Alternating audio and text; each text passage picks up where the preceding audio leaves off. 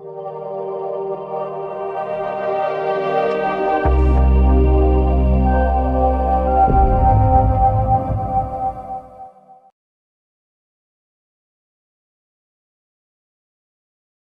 name is Ariff Gulamani from Seattle, Washington. Been there about 22 years now, from Vancouver, British Columbia before that, and from Tanzania and Nairobi before that. So, what's your background, industry knowledge? So background, my father was an entrepreneur in Africa, so it kind of runs in the family, it runs in the blood. UBC graduate, University of British Columbia, and ex-KPMG. I was a consultant with Tatum for a little bit. So I've spent several years in advisory, tax, accounting, controls, consultancy, multiple industries, public, private, all kinds of industries, and then multiple different roles. Presented to boards in Tatum. Biggest P&L is probably 100 mil. Okay. Anywhere from 40 mil, furniture, distribution, import and distribution. Okay. So we used to import everything in from Asia and sell it worldwide. I was their international CFO.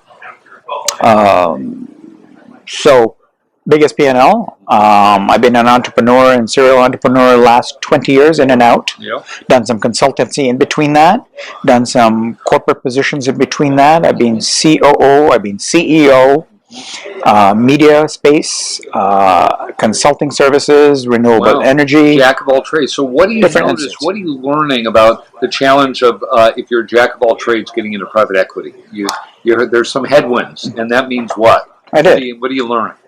I didn't know much about it until you started educating me. Yeah. So it's been an awesome experience. I took full advantage of that, and I've learned. Mm-hmm. And the conference has been amazing. I think that it's... Define it. Help. I'm a newbie. I'm thinking about it. So I'd say in simplest terms, credibility, integrity.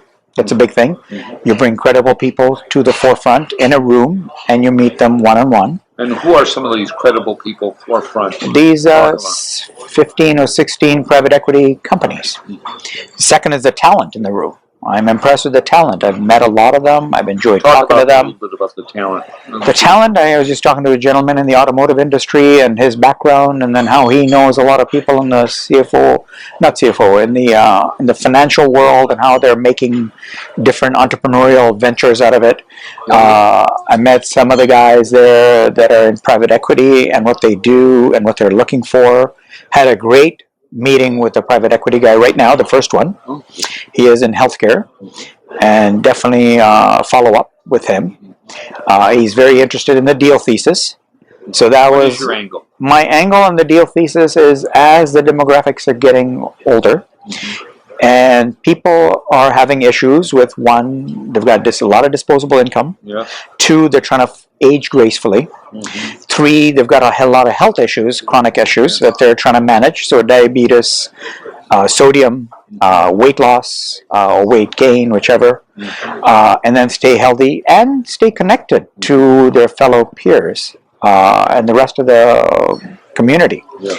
So not just go into a retirement home. Correct. Be stuck there. Correct. Those aren't going to do well. No, and the corporations of the world are taking significant responsibility for taking care of their employees.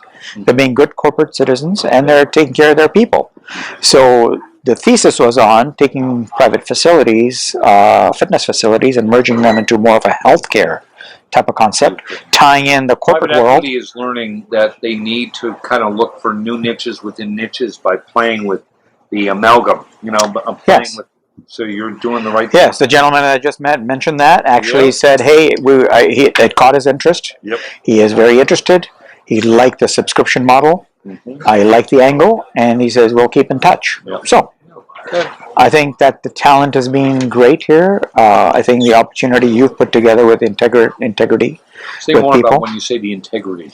The integrity. I mean, how would I connect with a private equity firm on my own? I wouldn't. Mm-hmm. And if I did, I wouldn't know where they stand, who they are, what the background is.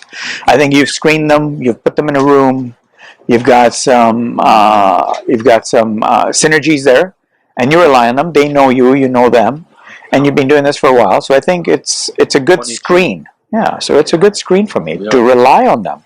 Yep. As a CPA, I mean, integrity, credibility is top of mind. So that is great to walk into a room and meet some great people that you can rely on. They're being screened out. Yep. And then meet talent that, you know, I'm impressed with their talent, their outreach, what they do, their vision, where they think things are going in their industry. Yeah. So that's the second angle, and you know, the opportunity to interact with these guys has been fantastic. So you fit the category that we have execs who are what I call jack of all trades. That's all you hear. There's headwinds against that. So you just have to have a bigger funnel. Yes. You know, your deal thesis gets people to reconsider you, but normally a jack of all trade, they just kind of sure. But the fact that you have a few things going, you've been an advisor. Yes. You're KPMG. All these different things kind of go, whoa, this is not your average guy. Yes. So they will, as you figure out, building your funnel, and you're doing that, you get taken seriously in a whole different way versus, hey, just give me any company. Yes. Right? Because they prefer specialists who already have the relationships and can just. Agree. And I think that I've been able to talk to these guys. So the last guy found it very interesting that I have talked to the big corporates like Microsoft and sold to them. So Microsoft, Amazon, Google, Starbucks corporate. Okay. He thought that was very exciting because from a business development perspective, I've done that, and door opener. Makes you also a very good in their mind, maybe a board roles. Yes. And so he did mention that for consideration, and that's very exciting. Yeah. So my message to you is all of it, and then they get on with their lives. You got to keep building your funnel. Yes. You hear most of these people have been to multiple conferences. Yes. And they keep they new doors keep opening up. It's not just with the private equity firms. It's the learning. It's the positioning, and then they're using the PitchBook database. That really is going to be your door opener because you can play with getting so granular. As you come to the conferences, simultaneously you're getting better at how to use the database. We're doing the warm introductions for you still. Yes. So we don't leave it to you to reach out to them. We want to make the written introductions for you. Because they go to our website and they already see that we're in the game, so they'll at least take 20 minutes. It still takes a huge funnel. Yeah. It ranges between 5 and 10% each round. Yes. And what they do is they do it 4 times per month. So let's just say you're doing 200. They do that, or 50 at a time. That month they'll do it 200. They'll keep reaching till they get no's, right?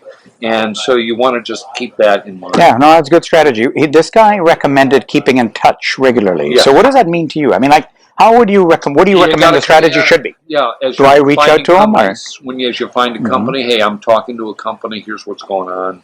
Okay. Perfect. Just have some reason. Remember, that's all they care about in the end: deals or new version of your deal.